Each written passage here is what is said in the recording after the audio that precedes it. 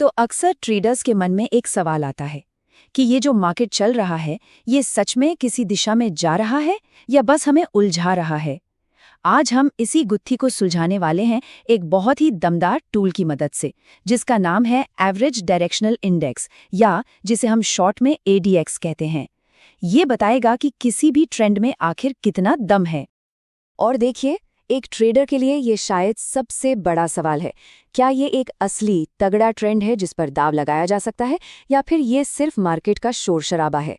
यकीन मानिए, इसी एक सवाल का जवाब प्रॉफिट और लॉस के बीच का फासला तय कर सकता है। और बस यहीं पर एंट्री होती है ADX की। जे वेल्स वाइल्डर ने ये जो कमाल का इंडिकेटर बनाया ना, इसका बस एक ही काम है, और वो ये काम बहुत ही बढ़िया तरीके से करता है। ये ट्रेंड की डायरेक्शन नहीं बल्कि उसकी स्ट्रेंथ, उसकी ताकत को मापना है। 0 से 100 के स्केल पर यह हमें साफ साफ बता देता है कि ट्रेंड में आखिर दम कितना है। ठीक है, तो ADX को सही से समझने के लिए ना हमें इसके पूरे सिस्टम को देखना पड़ेगा। सोचिए, ये कार की तरह है।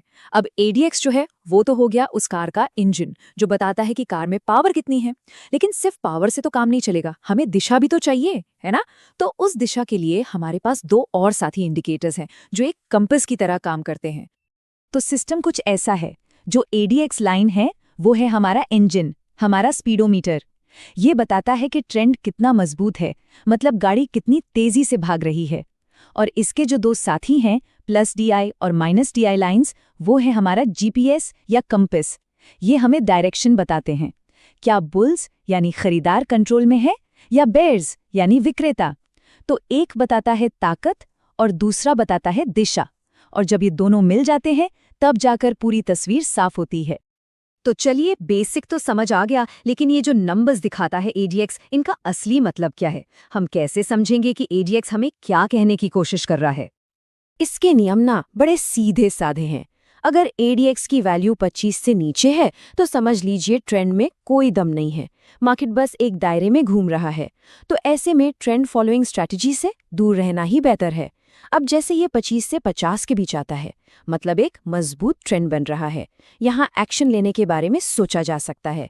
50 से ऊपर का मतलब है कि ट्रेंड बहुत ही ज्यादा पावरफुल है, और 75 से ऊपर, भाई ये तो एक जबरदस्त ट्रेंड है। लेकिन हाँ, यहाँ थोड़ा सावधान भी रहना पड़ता है, क्योंकि कई बार ये ट्रेंड के खत्म होने का इशारा भी हो सकता है।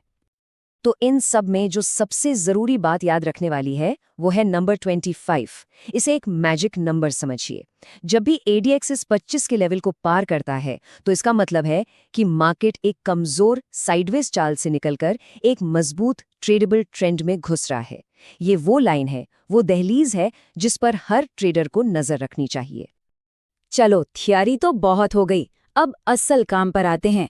इन सारे हिस्सों को, मतलब ADX +DI -DI, इन सब को जोड़कर एक पक्की ट्रेडिंग स्ट्रैटेजी कैसे बनाई जाए?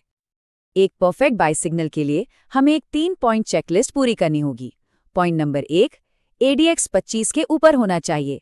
इससे ये कंफर्म होता है कि ट्रेंड में जान है। Point number 2, +DI line -DI line को नीचे से काटकर ऊपर निकल जाए।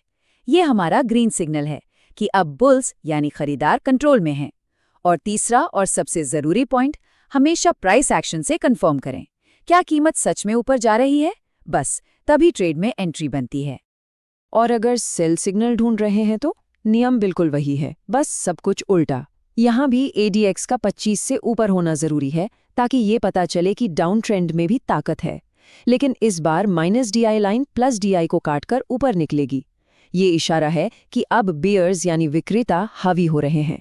और हाँ, यहाँ भी हमेशा की तरह प्राइस एक्शन से कंफर्मेशन लेना बिल्कुल न भूलें।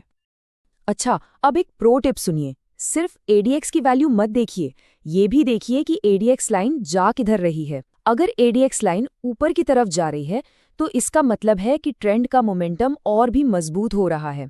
और अगर ये लाइन नीचे की तरफ झुकने लगे, तो ये एक वार्निंग साइन हो सकता है कि ट्रेंड अब अपनी ताकत खो रहा है और शायद अब बाहर निकलने का समय आ गया है।